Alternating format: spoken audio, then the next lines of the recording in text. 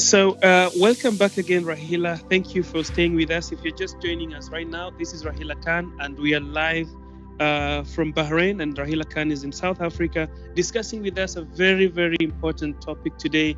This is a topic where, we try to improve the social skills, attitudes, and behavior of our teenagers, and more so focusing on bullying, which is affecting the whole world today. So we've talked about how to, develop our kids, how to train our kids not to be bullies, and how also to train them not to, be offended or be affected by bullies. So now I would like to ask Rahila a very, very important question in terms of a child that has been exposed to bullying. A child who has been subjected to bullying. How do we handle this child? How do we bring him back to life? How do we show them love? And how do we train them as a parent? And I want you to mark that. We are not talking as teachers here. We are not talking as institutions. We are not talking as organizations. We are talking as parents today. So mark my word, we are training and handling these kids as parents, Rahila. That is your question is so all-encompassing in that there's so much in it. Again, let's start in the home, right? So as a parent, I'm watching my child, whether I have an only child or a child with, if you have many children. So in that context, you can watch your child, if it's an only child, in how he socializes with his cousins or the neighbor's kids or whoever. And you will find that somehow there's some disagreement, or somebody has hurt somebody physically or verbally. And then in that moment when you see that, you can intervene and say, okay, everyone, time out. I'm just going to step in and help all of you. Something's happened here and it's ugly. This shouldn't be the case. So you'll put everyone in the circle. You can sit in the middle or join the group. And you can ask each one, or begin with the two that were causing the problem. And you start with them and you ask them, in what way can I love and support you in how you're feeling right now? And the person who is the injured person or the victim can say, he did X, Y, and Z, and he really hurt my feelings. Right? So the person who caused the injury, then you speak to him and say, did you hear what he said? How does that make you feel when you can hear now that this person is so hurt by your behavior? That child gets taken aback and think, oh God, what have I done? If I hurt this child, for the first time, it's registering. The self-realization is happening that he actually hurt somebody, because when you are emotionally driven, when you're hurting someone, you don't feel the hurt and pain. You're just lashing out. You're in reactive mode. But when the neurons settle and you sit back, and that's when you think, oh my God, what on earth did I do? And then that person will say, you know what, I'm very sorry. I also wanted to play that, but I wanted to do it this way. Because can you see, the bully always wants to have his way. It's my way or the highway. He's not doing it in consultation. So when we speak to both the injured party and the perpetrator of that, you will allow for a dialogue to ensue. But obviously, you will lead it in a way. So you'll say to both of them, how did it make you feel? How did it make you feel? Can you see now we're tapping into the emotionality? And where is the emotion but somewhere in the body? It has a biochemical effect in there. So what is it that's making you so angry?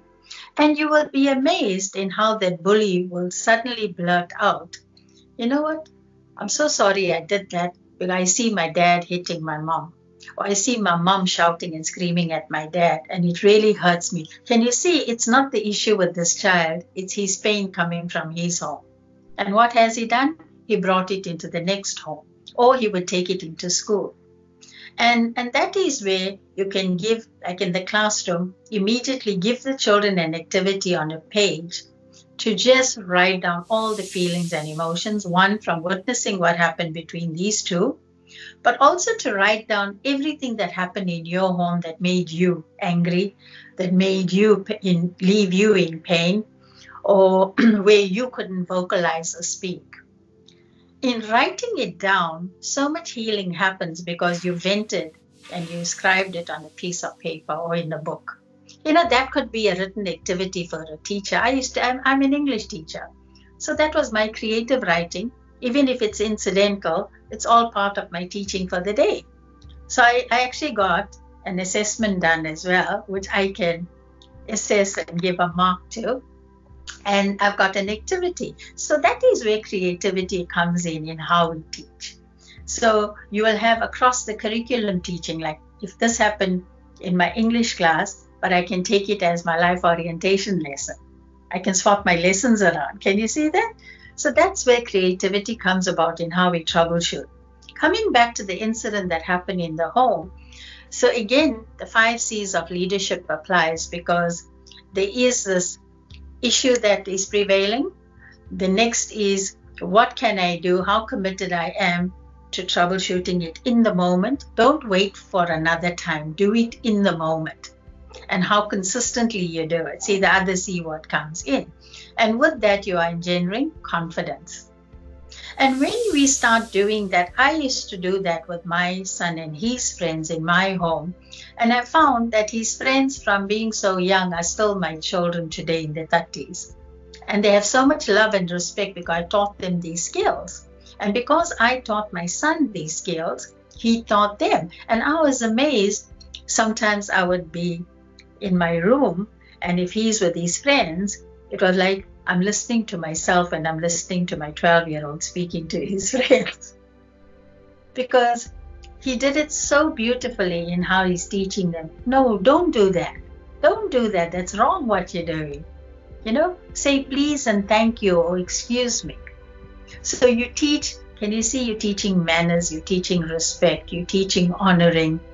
And when you do it consistently, everyone's confidence in the group, there's a shift that happens. So therefore, when we empower one person, you can empower a nation. That's how powerful it is. And I do this all the time with kids, and I'm amazed how kids go to school and assuming a child went through some kind of bereavement in the home where they lost a grandparent. And I'm doing a bereavement process with the child and the parent. I was amazed how this one little girl, she was only 8 years old. And on the playground, they lost a child in the school. So what she did, she got all of them in a circle and she put a stone in the middle of the circle. And they pretended that was their friend. And how each of them took turns to say how much they missed their friend. Can you see how they're emptying out their emotions? How they are supporting each other? This child is an 8-year-old therapist in a classroom. So these are the kinds of tools we taught our children throughout South Africa through the Journey Outreach Program. We reached thousands and thousands of schools and children out there, and we taught them basic skills like this, just to facilitate the process of healing and letting go of all the hurt and pain. So we don't need to be a rocket scientist, to learn how to manage emotions. So if children can do it, surely adults can as well. Therefore, it is very, very important during teenage pregnancies to help the girls and the guys whose child it is, to bring them together, to say all love and support is here. Yes, we understand whatever happened, but let's take it forward in how both of you can be responsible in raising this child. How you are a child yourself. You're going to have a child. What skills you don't have. Can you see how important your thoughts and emotions are so you don't impact on the baby? If the father is going to run away and leave the mother on her own, it impacts on the fetus. The child is already taking on the absent father, the separation anxiety of the father not being present. That child will come into the world and always have issues with males, because the males will always be absent in their life. Can you see how the cycle is perpetuated? So therefore, it's very important to support that baby in the mother's womb in giving positive embedded commands, having positive affirmations that everything's going to be okay. God wanted you to come into the world, but let's make it a better place for all of us going forward. And when we can come from that wholesome space of love, again, can you see how important leadership of love is? I love this child irrespective of my circumstances. Irrespective of what I'm feeling, I love this child. I love you so much. You are magnificent. You are, in God's energy, the most beautiful human being conceived. And we welcome your soul and your human experience in the earth plane. So when we start giving all these messages in the womb, can you imagine what a beautiful humanity we will create and have? Because we'll give birth to the most amazing leaders, irrespective of our past painful experiences, that we can change it around and that we want the best. And I know for single moms and teenagers, it's very difficult when you start thinking of how you're going to provide for your child, how you are going to put food on the table because you're not working. When you start writing how you want your life to be with this child, I promise you, God and the universe and the infinite intelligence will allow that to happen. You must visualize the best life for you and this baby. You must want everything for the baby, and the whole universe will conspire to make that happen. Can you see how, in whatever I shared, there's not a single word of lack, of deficiency, or poverty consciousness. It's only abundance and prosperity and good thoughts and a good life for everyone. So when we start planning and having our children this way, even if you didn't plan a child and you are pregnant, you can still change it around. It's all okay. The soul wanted to come and be all embracing of it. So when we start there and we are conscious in how we speak and how our body language is, the verbal, non-verbal communication with our children, in how we eat, we teach the child in the womb, when I eat, I pray on the food, or I put positive thoughts on the food and the water, because the baby is also partaking of that nourishment. So you're putting all these positive embedded commands. A child will only have reverence for good food and water and want the best. Can you see? So leadership starts there. And by the time the child is a teenager, trust me, the child will be so aware, will be so emotionally intelligent that they will teach others leadership. And we're seeing this more and more with the young people of today. We see it so often on YouTube, the strong messages they're bringing to government about climate change, strong messages they're bringing to government about honoring, about having integrity, leadership coming from a place of honesty, because that is where we're heading for in this century, going into the fourth industrial revolution. So leadership starts there, continues into our teenage years, and then beyond that, they will find their own way, teenagers. The important message I want to bring to parents is that we can give our children everything. But the most important thing that we can give our children is what we teach them to be the best human beings. And that is the greatest gift we can give our children. It's what we teach them. It's not about only the things that we give them. And when we can teach them self-sufficiency, self-reliance, our job is done. There won't be anyone begging. There won't be anyone asking for anything, because we're teaching them the art of creating something from nothing and something from something. So they will have everything. And that is the greatest leadership. Self-sufficiency, self-reliance, independence. We can only come from us as adults in how we lead. So whether parents do it, we can also leave it open for every individual to seek knowledge. Knowledge is power, knowledge is light. So yes, parents are responsible. But however, I'd like to say it's a responsibility of every single one, including our children. because you always have choice. And sometimes children can be very defiant and very disobedient as well to very good parents. So we got to get the balance right in how we teach this. And I totally agree with you. It is not entirely the school's responsibility to do parenting skills with your children. That's too much of an ask for teachers in the classroom, even for the principal and management team of a school, to be raising your kids and teaching them manners, which you should be doing in the home. Respect and manners start in the home. That's very, very important. Also, it is not the responsibility. Schools do have in-house psychologists or other practitioners. It is not our responsibility as well to do that. It's teamwork. It's everyone's responsibility. And every one of us have to take responsibility, including that little child. Because children must be taught discipline. Children must be given rules. Rules are important in disciplining children. They need to have specific routines from 0 to 5, going into the teenage years. There's, like we said previously, there's a place for everything and everything in its place. They need to know that. They have to take responsibility. Even if you have a helper in the home, you still need to do your bit in how you clean your environment, how you take care of your school stuff, your stationery and stuff, how you pack your school bag for the next day, following your timetable and the requirements for your daily needs at school. That is the child's responsibility. From a very early age, you teach your children that.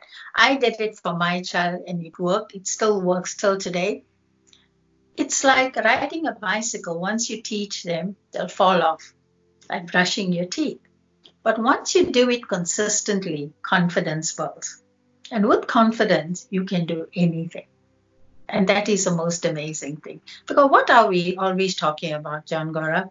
If you look on LinkedIn or on social media, everyone's talking about self-image, self-esteem, confidence. But we got to practice it within ourselves. It's not an overnight sensation. It takes a long time to build all of these good qualities to become that exemplary leader. Can't happen overnight because you will be a fake leader.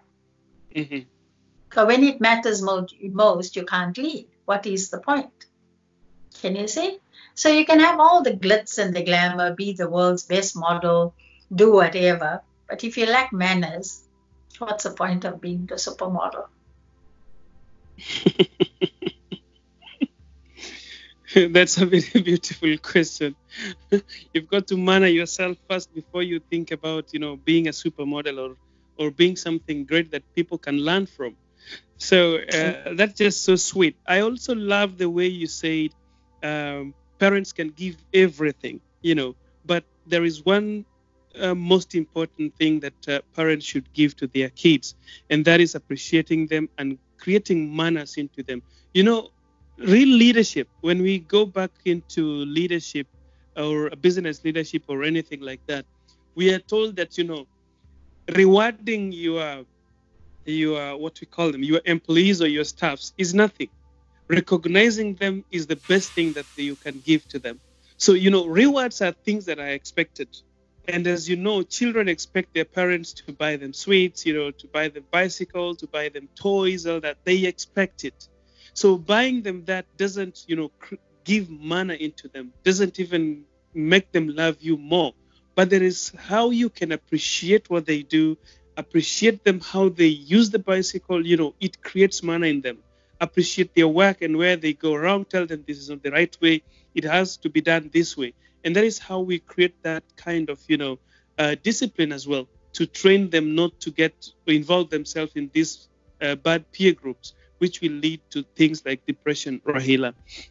So it's been a very great conversation, Rahila. And I don't know what we have missed or we have not talked about that you can clear up. May I just step in what you just, I just want to add to that.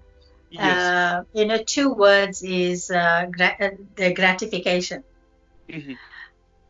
So often when we have money or we have an abundance of materialism, like you rightfully pointed out, we always giving the kid something, whether it's a birthday present or whatever, Christmas present, and sometimes we go overboard.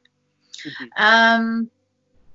In rather giving a child things, rather the parents sit the child and say, can I just give you a big hug to say how amazing you are? And just know I love you so much. And know that whatever you are achieving in your life right now is not for me. It's for you. You're doing it for you. You don't need to do anything to please me. I love you unconditionally. Right? When you talk that way to children, and when you embrace them more and more from your heart center, you teach them delayed gratification. That with time, you will be able to learn to drive. I remember my son, he worried me like crazy. He just wanted to drive because all his friends were driving, but they had not even got the learners, never mind the proper driver's license. So I sat him down, and he was in high school, and I said, I want you to understand something. Those parents that are allowing your friends to do this, it's wrong. Legally, it's wrong. They're not supposed to drive the car on the road or even in the property. It's wrong. 2 is, why do you think the age of 16 to 18 is appropriate for you to sit behind the wheel? So it's very important for parents to put the responsibility back to children to answer these questions. And he gave me a good answer, and he said, Mom, because then you are more mature and you're able to maneuver the vehicle properly, because with maturity, you're able to see more than you can now. I said, thank you very much. Would you please just finish your grade 12 or your matric year before you get to university? I promise you, the moment your day of your exam is over, your final exam of your last year of school, the very next day I'll book you in to go and get your learners and to learn to drive. And do you know, he did exactly that. He got his car license after about 10 lessons, and he was the first one in his group of 10 friends to get his driver's license first. Why did that happen? Because I taught him about taking responsibility. I'm not going to be part of the herd instinct of parents who are irresponsible. I'm not going to do that. Mm-hmm. So can you see how when we exercise the correct way of thinking in looking at the legalities of certain situations, and because I'm confident enough as a parent to sit him down and have this chat with him, that he bought right into it. Mm-hmm. And do you know, further on, he began teaching other children the same thing, because he learned from his own experience why you do certain things at an appropriate age. And 15 to 17-year-olds are having children. They lost out on the youth because they're already parents. They can't go out. They're missing out on being a teenager. So what happens? They marry, and into their 20s, they're unfaithful to each other because now they want to go out and have fun. And the child is neglected. So you can't put the cart before the horse. Therefore, we need to teach everyone these simple skills and how to be human first and how to do things the proper way. And in doing it, 2 wrongs will never make a right. Mm-hmm. You rather just do things the proper way and get on with it, because there's no other way. And isn't that true? That's true. Yeah, and so often, why do we fail to even communicate that with our kids? That's what I'm not understanding, because there's only one way to do it, and that's the right way. Sometimes parents think that they so love their children because sometimes you have to slap them, right? And it's not a physical slap. It is just a slap of telling them, don't go there. But as parents, at times we tend to think that, I don't want to make my son sad. I just want to buy him this because he wants. Okay, my son now is 16, so I have cars. Let him drive. There's no big issue about that. But, when you come back into reality, and just like you have said, 2 wrongs will never make a right. You've got to get it right every time. Even if you will fail, but you should be with the mind and intention of getting it right. This is what happens. Exactly. Yes. So your focus and attitude should always be on the positive side of making things right. Yes, we can go wrong, but let you get yourself on the wrong side just by circumstances, but not by intention. On that point, then the parent needs to ask themselves what emotion is propelling that behavior where they want to overindulge the child. So are you buying their love and affection? In what way you feel you won't have the love and affection if you don't give them those things? You've got to unpack it in every which way. So, and what is the worst thing that can happen with an overindulged child? The child will always want. And if that girl child goes into a marriage with her partner, the chances are she's going to be a very unhappy child, and she will feel highly abused by her partner who can't afford to give her what she wants because her dad overcompensated. And this is what leads to dysfunctionality in marriage, because she's looking for the father in the man, and the man cannot meet her expectations. And that is where the marriage can even fall apart. But who is to blame? Is it the husband or the father? Can you see that? So that is where a lot of abuse happens in a marriage, in the context of a marriage or in the home as well, because we're constantly seeking the mother and the father in our partners.